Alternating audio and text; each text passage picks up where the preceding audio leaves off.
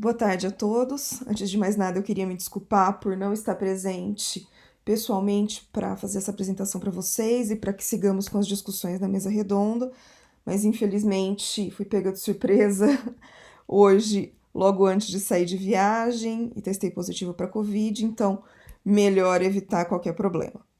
Essa apresentação ela foi elaborada com o objetivo de tirar várias das dúvidas que vêm surgindo nos programas de pós-graduação, surgiram nos programas de pós-graduação que já estão usando a nota do EUQ e vem sempre aparecendo nos programas de pós-graduação que avaliam a possibilidade de usar essa nota nos seus processos seletivos. O título da apresentação é a elaboração do exame e estratégias para adotar o EUQ no processo seletivo, e ela foi montada com as informações de todo o procedimento utilizado para a elaboração do exame, para tirar as dúvidas sobre se o exame atende às necessidades de um determinado programa de pós-graduação e como essa nota pode ser usada nos seus processos seletivos, e tirar dúvidas sobre problemas que podem acontecer ou dúvidas que são levantadas na hora de se estudar a possibilidade para a migração do processo seletivo tradicional para o processo seletivo usando a nota do EUQ.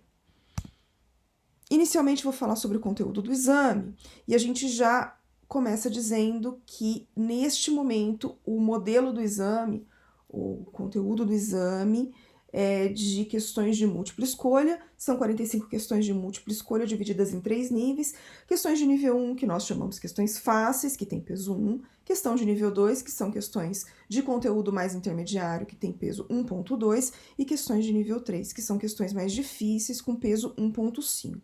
Se nós somarmos as notas de todas essas questões, das 45 questões e seus respectivos pesos, a gente chega numa nota final de 54,3, que para a apresentação da nota final do candidato, ela é normalizada para 10. Então, o candidato tem uma nota de 0 a 10 no final das contas.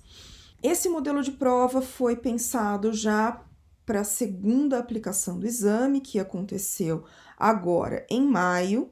No primeiro momento, no primeiro exame, nós tínhamos questões de múltipla escolha e questões dissertativas, mas depois de corrigir as questões dissertativas, nós chegamos à conclusão que o conhecimento extraído dos candidatos nessas questões não vale todo o esforço e a dificuldade para a correção dessas questões posteriormente. Por isso, nós chegamos nesse modelo com 3 níveis de questões que tem como objetivo apresentar uma nota que mostre o conhecimento geral dos candidatos em química, e aqueles candidatos que têm um conhecimento diferenciado conseguem uma nota um pouco melhor, e se a nota consegue reproduzir esse conhecimento mais específico e mais aprofundado do candidato. Os tópicos do exame foram pensados para abranger de forma mais geral todo o conteúdo de química. Eles aparecem dessa forma no nosso edital: estrutura atômica, ligações químicas, equilíbrio químico, ácidos e bases, termodinâmica química, cinética química, estrutura, propriedades e reações de compostos orgânicos, química dos compostos de coordenação, moléculas biológicas, estrutura e propriedades. Eles foram definidos com base nos capítulos de livros de química geral. Então, se vocês lerem a forma como o tópico aparece aqui, muito provavelmente em algum livro de química geral, esse tópico é abordado num capítulo que tem exatamente esse mesmo título. Pode parecer que esse conteúdo é muito geral, como, por exemplo, química dos compostos de coordenação, mas o objetivo é deixar de forma geral mesmo e evitar que, caso alguma questão seja um pouco mais específica, ela não esteja incluída em algum tópico. Então, deixando dessa forma, nós conseguimos elaborar questões tanto mais gerais, como questões um pouco mais específicas, que vão ser classificadas como nível 2 ou nível 3 no nosso exame. O importante aqui é que esses conteúdos eles são abordados, pelo menos de forma inicial, em livros de química geral. Não significa que todas as questões abordadas no exame são somente vistas em livros de química geral. As questões podem ser um pouco mais profundas, mas o assunto inicialmente é tratado em livros de química geral. Essas questões são divididas, as 45 questões são divididas em questões das grandes áreas: química analítica, química orgânica, inorgânica, fisicoquímica e bioquímica. Então, as áreas de química analítica, química orgânica, química inorgânica e fisicoquímica têm 4 questões de nível 1 3 questões de nível 2 e 3 questões de nível 3, somando um total de 10 questões para cada uma dessas áreas. E a área de bioquímica tem 2 questões de nível 1, 2 de nível 2 e uma de nível 3, com um total de 5 questões, e aqui nós chegamos às 45 questões do nosso exame. É importante ressaltar aqui que esses tópicos, eles não são, cada um dos tópicos não fica definido como sendo de química analítica, química orgânica, inorgânica, físico-química ou bioquímica. Todas as áreas recebem todos esses tópicos e têm liberdade de elaborar questões dentro de cada um deles, com foco na sua grande área. Dessa forma, nós garantimos que tenhamos questões mais interdisciplinares. As comissões de área para cada uma dessas áreas são compostas por um coordenador e de 5 a 8 docentes de programas de pós-graduação diferentes. O coordenador conversa com os demais membros da área e define a metodologia para a elaboração dessas questões.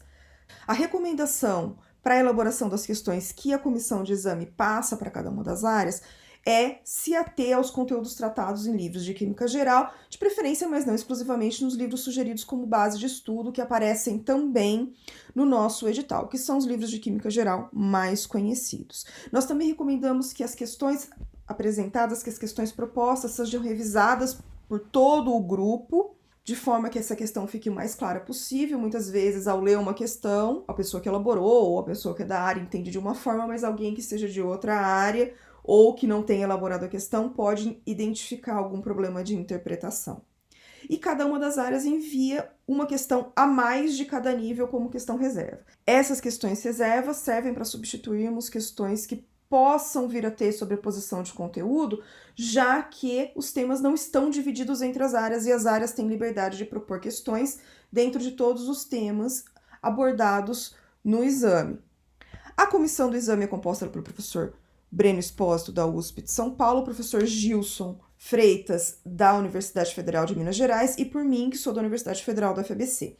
Essa comissão do exame, ela tem como objetivo revisar todas as questões, então depois que as áreas enviam todas as questões para essa comissão, nós fazemos uma revisão geral de todas essas questões, buscando possíveis erros ou problemas de interpretação, formatação, e aí sim fazemos a substituição dessas questões pelas questões reserva que foram enviadas. Então, essa também é a nossa função. Feito isso, verificadas todas as questões, tiradas todas as dúvidas, no caso de ser somente uma má interpretação ou uma dificuldade de interpretação de uma determinada questão, nós mesmos podemos fazer a correção. Agora, se existe alguma dúvida com relação ao conteúdo ou qual era o objetivo da questão, nós entramos em contato com a área e reescrevemos ou reorganizamos a questão de forma a deixar ela o mais claro possível. Feito isso, nós enviamos as questões para a Testway, que vai colocar essas questões no sistema, e novamente nós entramos no sistema para fazer toda a revisão dessas questões, para verificar se o sobrescrito aparece como deve ser, para verificar se tem algum erro de corte de imagem e vários outros problemas que nós já percebemos que aparecem com frequência quando essas questões são colocadas no sistema da Testway. Então, isso tudo nós fazemos, além de revisar também a versão em inglês das questões, para deixar as versões em português e em inglês o mais fiéis possível uma com a outra. Na plataforma da Testway, essas questões aparecem sem indicação do nível da questão, sem indicação de se a questão é nível 1, nível 2, nível 3, para que o candidato não se sinta pressionado caso veja uma questão que seria teoricamente uma questão fácil e ache que não consegue resolver e fique um pouco apavorado para terminar de resolver a prova. Então, essas questões aparecem embaralhadas na plataforma da Testway sem indicação de nível. Então, o candidato não sabe qual é o nível da questão e também não existe nenhuma indicação de se a questão é de química orgânica, inorgânica, analítica, físico-química ou bioquímica. O candidato somente vê as questões de forma aleatória. As alternativas também são embaralhadas, ou seja, o candidato A tem as questões numa ordem diferente do candidato B e as alternativas que aparecem para o candidato A estão numa ordem diferente das alternativas que aparecem para um candidato B. Todas as questões possuem as informações necessárias para serem resolvidas, então, caso seja necessário uma fórmula, essa fórmula aparece na questão para o candidato resolver, e ele, além disso, também tem uma tabela periódica no sistema que ele pode consultar a qualquer momento ao longo da prova.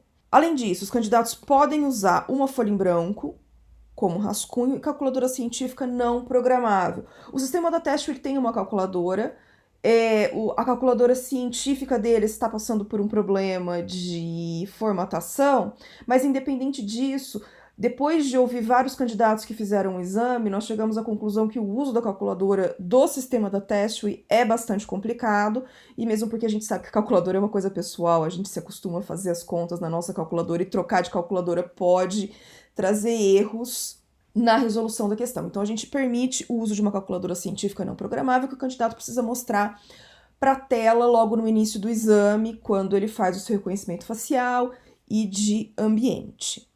O certificado do exame, ele aparece dessa forma, essa é uma reprodução de um certificado. Então, o nome do candidato aparece aqui com o CPF dele e a nota que ele obteve naquele exame.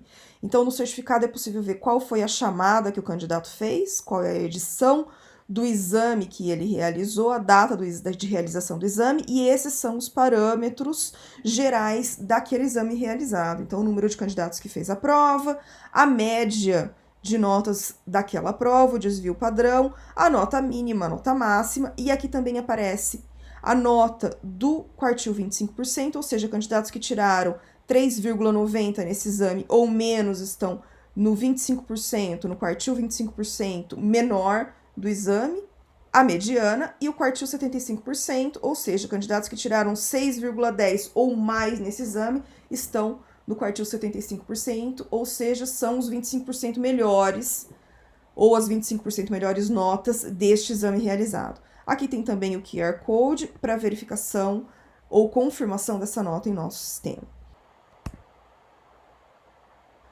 Explicado como é feito o exame, como é feita a elaboração do exame e o certificado, entramos então em algumas estratégias para resolver ou tirar dúvidas e resolver problemas para a migração do processo adicional para o uso da nota do EUQ no processo seletivo. Então, dentre as dúvidas que podem aparecer, uma delas é: será que o conteúdo do exame atende às necessidades e expectativas de um determinado programa de pós-graduação? E se as questões forem muito difíceis ou muito fáceis? Essa é uma pergunta que a gente recebe constantemente, porque a partir do momento que o domínio da elaboração do exame sai do programa de pós-graduação, fica a dúvida se esse conteúdo que vai ser solicitado no exame atende às necessidades do seu programa de pós-graduação ou mesmo a formação dos alunos de graduação da sua instituição. Gente, cabe lembrar que química é química. Alguns cursos de graduação são um pouco mais abrangentes numa determinada área que outros, mas dividindo essas questões em níveis, nós conseguimos fazer com que o resultado da prova seja uma reprodução do conhecimento geral e não do conhecimento específico dos candidatos em química. A distribuição das notas mostra isso e resolve o problema de se um exame for diferente do outro. Então aqui nós temos a distribuição das notas dos dois últimos exames. O primeiro é o exame que aconteceu em janeiro e o segundo é o exame que aconteceu agora em maio. A gente consegue ver que teve um deslocamento das médias ou das notas para valores menores. Então, a partir do momento que nós temos essas informações nos certificados, é possível saber mais ou menos onde o aluno estava. Então, mesmo que a prova seja mais fácil ou mais difícil, essa distribuição de notas, que fica sempre disponível no site do EUQ, permite que seja feita uma avaliação ou uma comparação do nível de um determinado candidato com os demais candidatos que fizeram aquele exame.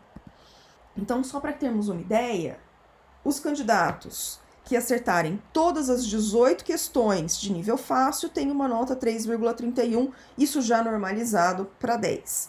Os candidatos que acertarem as 14 questões de nível intermediário com peso 1,5 têm uma nota 3,09, os candidatos que acertarem as 13 questões difíceis com peso 1,5 têm uma nota de 3,59. Com isso, a gente vê que se os candidatos errarem todas as questões que nós consideramos difíceis, por exemplo, ele teria uma nota de 6,4.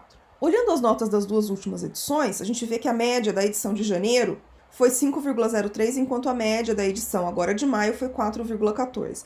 Então, a gente consegue ver aqui uma diminuição da média, que é o que a gente enxerga aqui também nos gráficos, ou seja, teve um deslocamento para notas menores, mas com essas informações é possível saber onde o candidato está. Então, o percentil, 25% da nota do exame de janeiro foi 3,90, enquanto o percentil 25% da prova de maio foi 2,97. Então, a gente consegue ver essa diminuição por aqui. Então, a partir do momento que a gente se baseia ou começa a observar as notas, os parâmetros dos exames também, na hora de verificar a nota do candidato, fica um pouco mais fácil da gente visualizar como esse candidato se encontra no universo de candidatos que realizaram o exame, mesmo se a prova tiver sido mais fácil ou mais difícil. Então, a gente vê que os candidatos que acertarem todas as questões de nível 1, nível 2 e não acertarem nenhuma questão de nível 3, a nota dele, tanto na prova de janeiro como na prova de maio, o colocaria no percentil 75%. Então, as questões difíceis, embora possam ser uma preocupação, elas acabam aparecendo nesse exame como sendo um diferencial para a nota. O candidato que acerta essas questões consegue se destacar, ter uma nota de destaque, uma nota diferenciada em relação aos demais, mas o fato de um candidato errar todas essas questões não impede que ele se coloque muito bem na distribuição de notas do exame que ele realizou. Como nós podemos, então, resolver o problema ou essa dúvida de se as questões forem muito fáceis ou muito difíceis? Algumas das formas que nós identificamos para contornar esse problema são, primeiro, não definir uma nota de corte numérica no edital. Muitos programas de pós-graduação, era o caso da UFABC, por exemplo, definiam a nota de corte como sendo 5, por exemplo. Então, quando nós elaborávamos o nosso exame, nós tínhamos o controle de saber que metade da prova eram questões consideradas muito fáceis e que o candidato que não soubesse o mínimo daquele conteúdo não teria condições de seguir com uma pós-graduação. Então, colocar a nota de corte como sendo 5 era uma garantia que nós tínhamos de que os candidatos que fossem aprovados saberiam pelo menos aquele mínimo de conteúdo.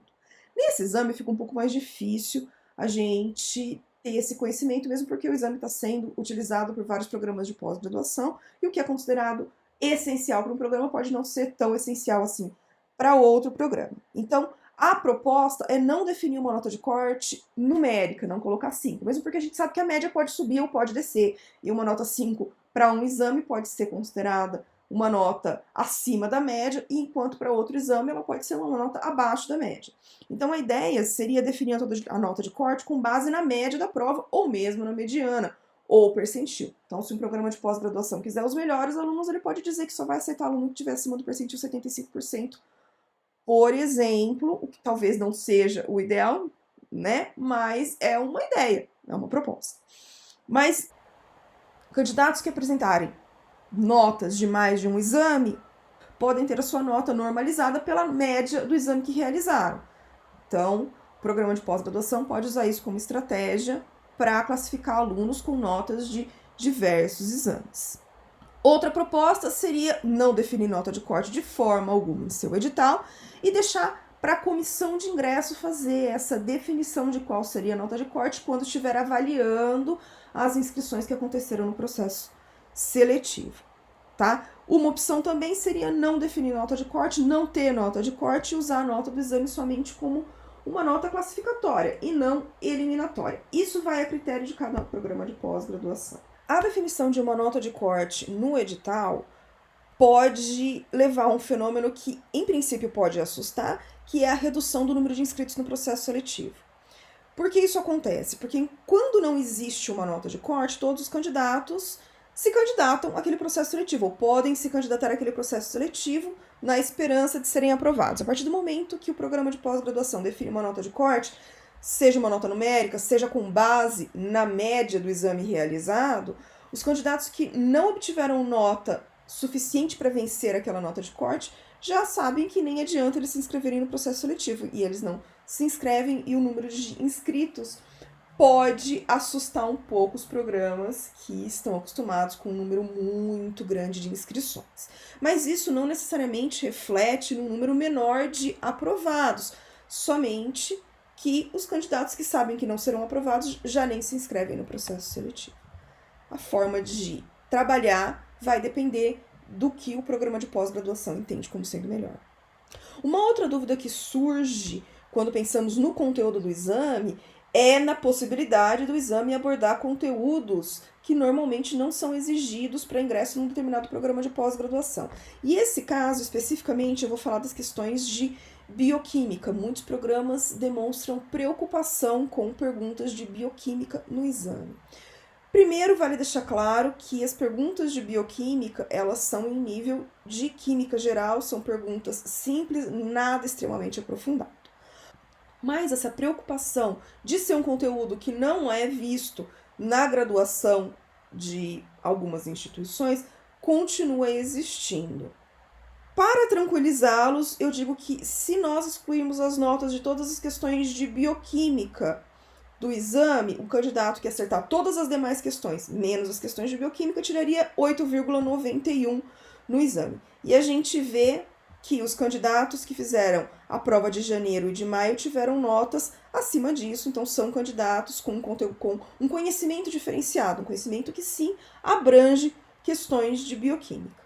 Tá? E a gente vê também que os candidatos que errarem todas as questões de bioquímica, mesmo assim, também conseguem se destacar no exame e ter uma nota acima, ou uma nota que os coloca entre os 25% melhores. Então aqui eu mostro novamente a nota dos percentis 75% do exame de janeiro e do exame de maio. Então, candidatos que errarem todas as questões de bioquímica ainda conseguem se destacar no exame e ter uma nota que demonstre o seu conhecimento em química.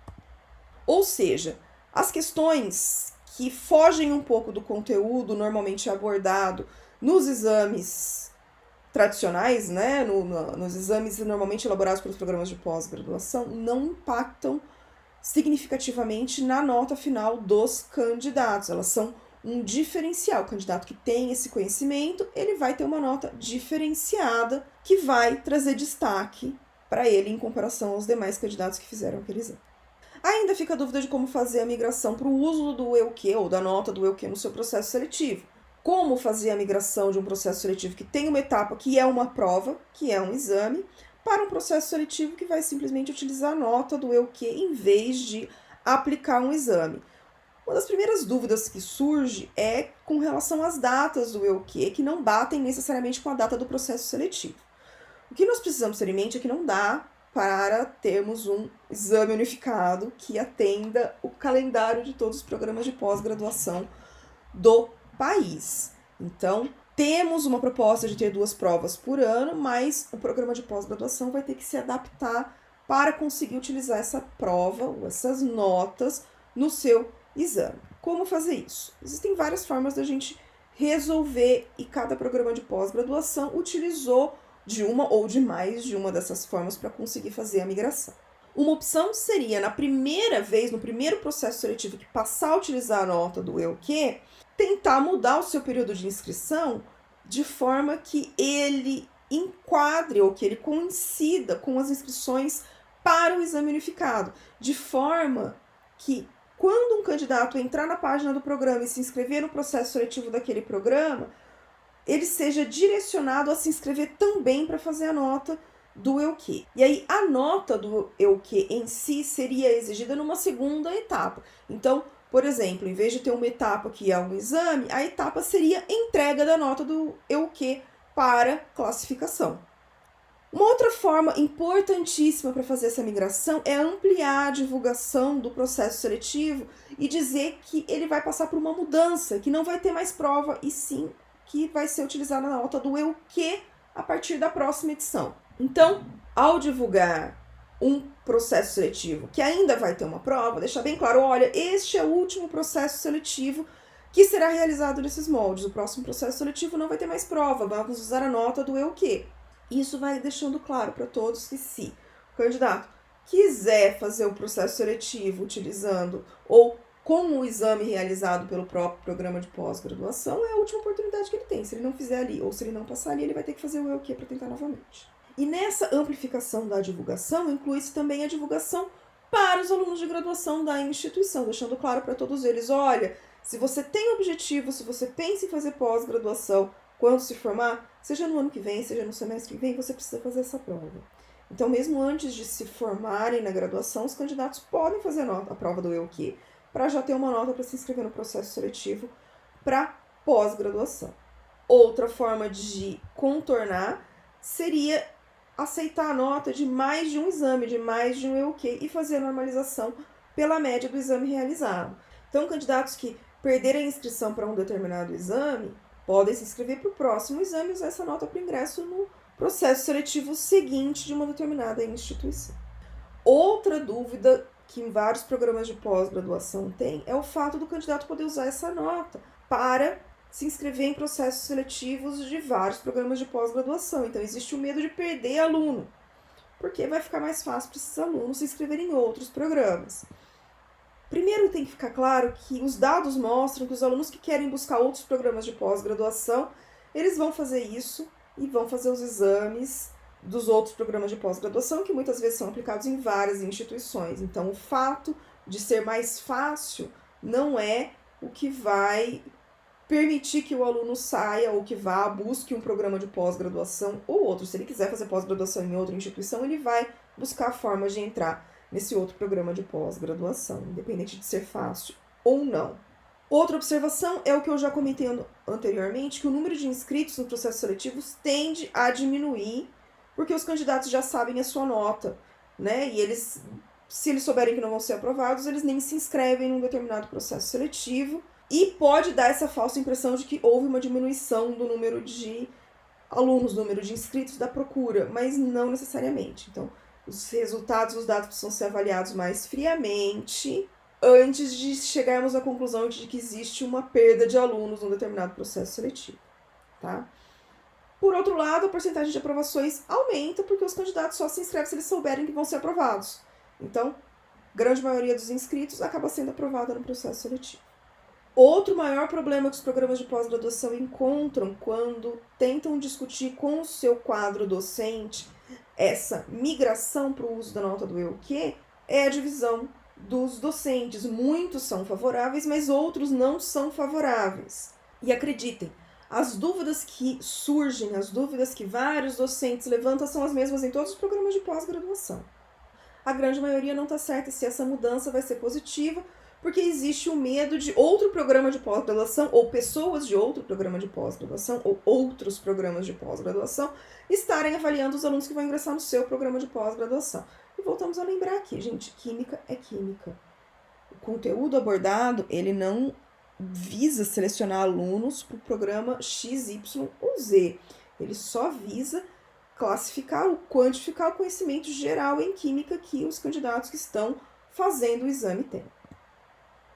Como resolver essa divisão ou dúvidas que aparecem no corpo docente do programa?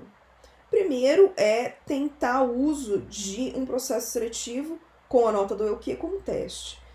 Acordar com todo mundo, olha, vamos fazer um processo seletivo utilizando a nota do EUQ? Se a gente achar que não deu certo, a gente volta atrás e volta a fazer o nosso processo seletivo de forma tradicional, fazendo o nosso exame. Então, propor um teste muitas vezes funciona e ajuda a tranquilizar. No primeiro momento, inclusive, o processo seletivo não precisa estar 100% baseado na nota do exame, somente a nota do exame para o ingresso. O programa de pós-graduação pode também colocar etapas como análise de currículo, entrevista, análise de projeto, para compor a nota final. E com isso, caso surja alguma distorção, ou se o programa entender que existe alguma distorção, corrigir a nota nas outras etapas.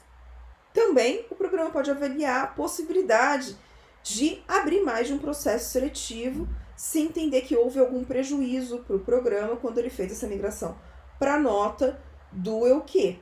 Então, o programa de pós-graduação pode usar um processo seletivo utilizando a nota do EUQ como teste e já prever um outro processo seletivo nos moldes tradicionais em seguida.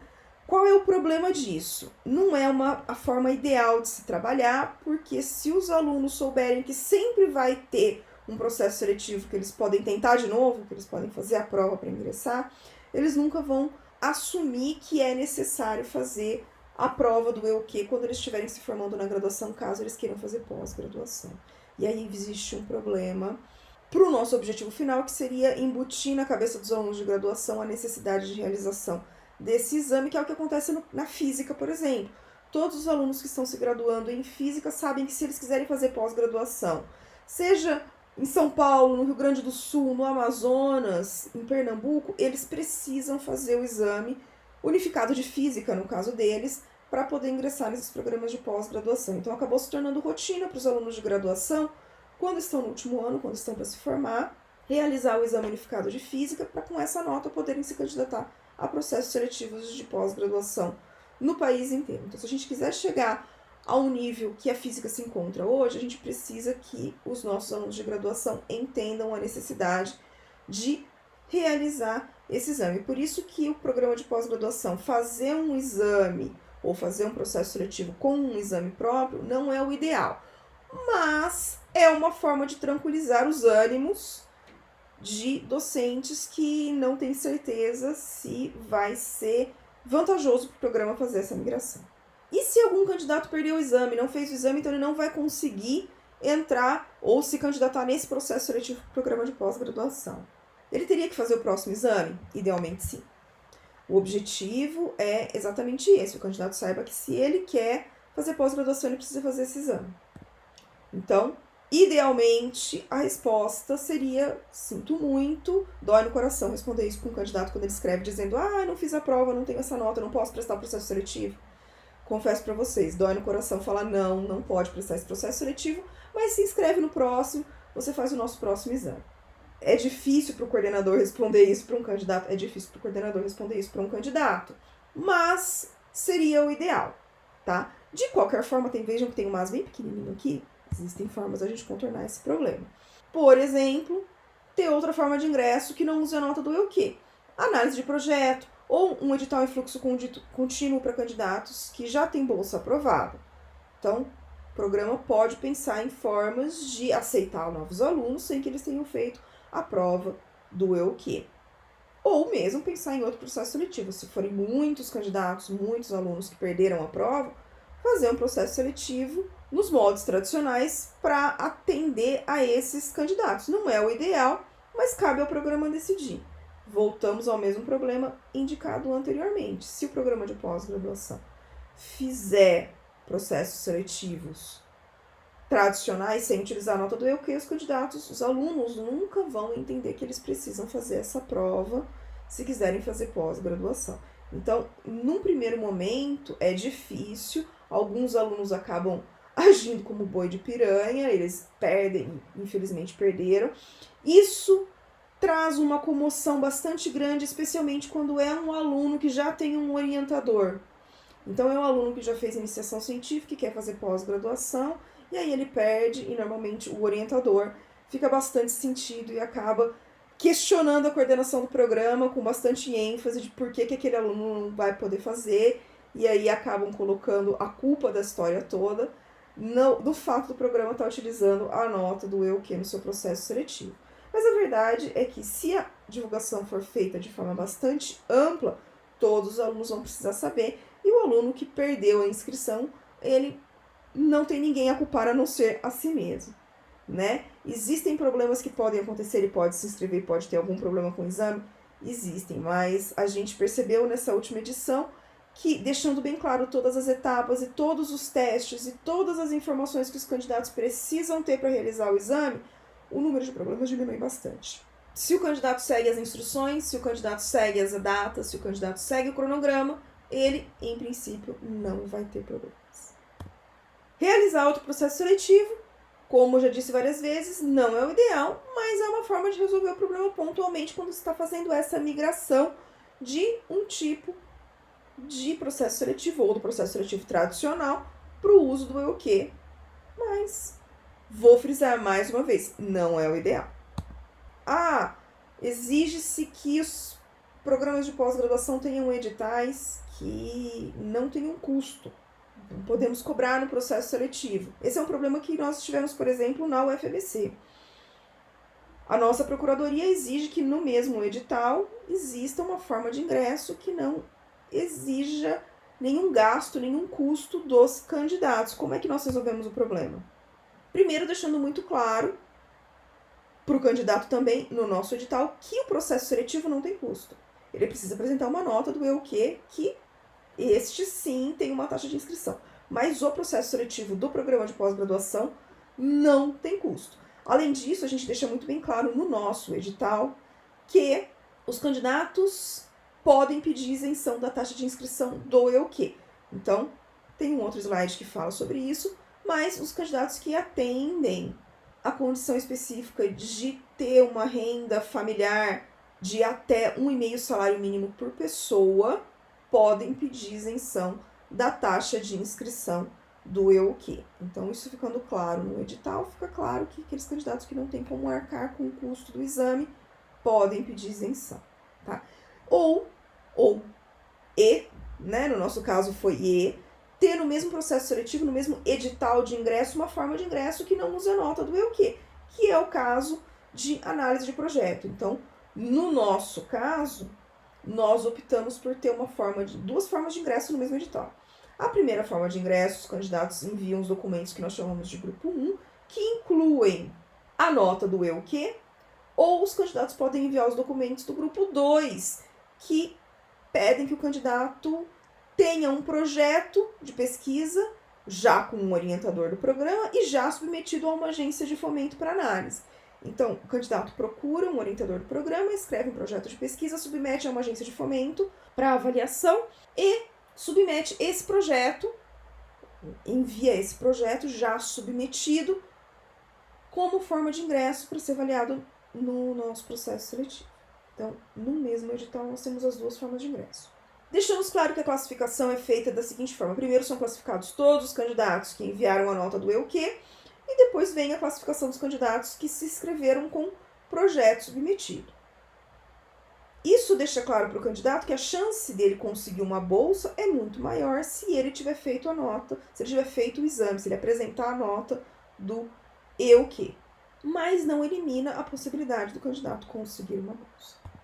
Outra dúvida é o programa de pós-graduação que diz: nós não temos como aplicar o exame porque a gente não tem sala de informática para oferecer para todos os candidatos virem fazer a prova aqui, por exemplo. Primeira coisa, o programa de pós-graduação não aplica prova. O programa de pós-graduação só usa a nota. Não é responsabilidade do programa de pós-graduação aplicar a prova. A única coisa que o programa de pós-graduação vai fazer é utilizar a nota do EUQ. É como se, na inscrição, o programa de pós-graduação estivesse pedindo a nota do TOEFL do candidato. Ponto. Tá? Então, não é responsabilidade do programa. Os alunos não podem pagar a taxa de inscrição. Então, os alunos de um determinado programa de pós-graduação são muito carentes e não tem como pagar a taxa de inscrição. Não tem problema. Alunos com renda familiar mensal inferior a 1,5 salário mínimo por pessoa podem pedir isenção da taxa de inscrição. Os candidatos que têm cadastro único do governo, o CAD único, eles podem simplesmente mandar o comprovante do CAD único e com essa análise eles são isentos de pagamento de taxa de inscrição. Então, deixar isso bem claro para todos os candidatos também ajuda. Nossos candidatos são carentes, não podem pagar a taxa de inscrição, mas também não possuem computador com as especificações específicas para a realização do exame.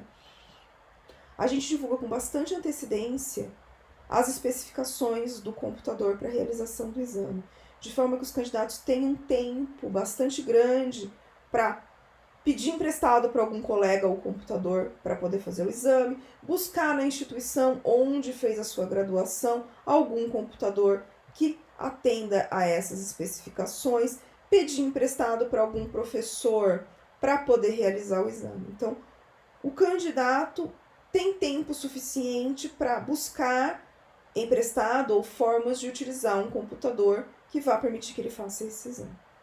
Mas e se não der certo? Se o programa de pós-graduação chegar à conclusão que não foi positivo para o programa, utilizar a nota do EUQ. Primeira coisa, essa conclusão ela não pode se basear somente em um processo seletivo. Então, a gente recomenda que o programa de pós-graduação utilize a nota em processos seletivos consecutivos ao longo de um ano, por exemplo, para poder chegar a essa conclusão.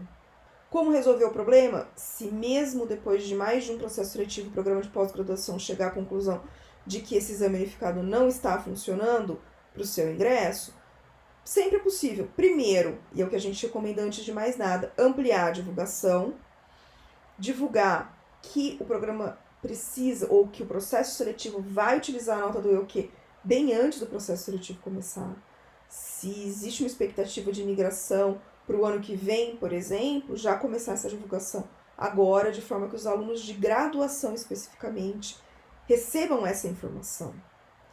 Uma alternativa também seria intercalar processos seletivos que usam e que não usam o EUQ. Então, no primeiro semestre, por exemplo, tem um processo seletivo que usa a nota do EUQ. No segundo semestre, utilizar um processo seletivo com prova específica ou prova tradicional, prova elaborada pelo programa. Voltamos a uma questão já abordada anteriormente, que isso não é o ideal, porque não insere a cultura de que os alunos precisam fazer o EUQ quando estiverem terminando a graduação, caso queiram fazer pós-graduação. Mas são decisões do programa e o EUQ não tem como definir o que vai acontecer dentro de todos os programas de pós-graduação. São somente ideias de como contornar situações que podem aparecer. É importante deixar claro que os alunos que querem fazer pós-graduação, eles buscam uma forma de ingressar. Um aluno não desiste da pós-graduação porque ele teve um problema específico para um determinado ingresso, tá? E os alunos que querem fazer pós-graduação numa determinada instituição, eles vão buscar a forma de ingresso naquela determinada instituição e não em outros programas de pós-graduação. A única vantagem é que alunos que querem fazer pós-graduação e que não têm em mente especificamente um determinado programa de pós-graduação, com a nota do EUQ em mãos, eles podem verificar em que programa de pós-graduação eles poderiam ser aprovados com aquela nota e se inscrever em mais de um programa.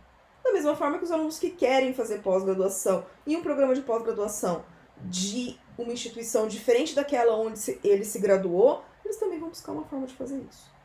Tá? Então isso precisa ficar muito claro para todo mundo. Ninguém perde aluno porque o aluno não conseguiu fazer uma prova. O aluno não muda de ideia com relação à pós-graduação por causa disso. Se o aluno quer fazer pós-graduação, ele vai buscar as formas de fazer a pós-graduação. Ou seja, não se perde alunos.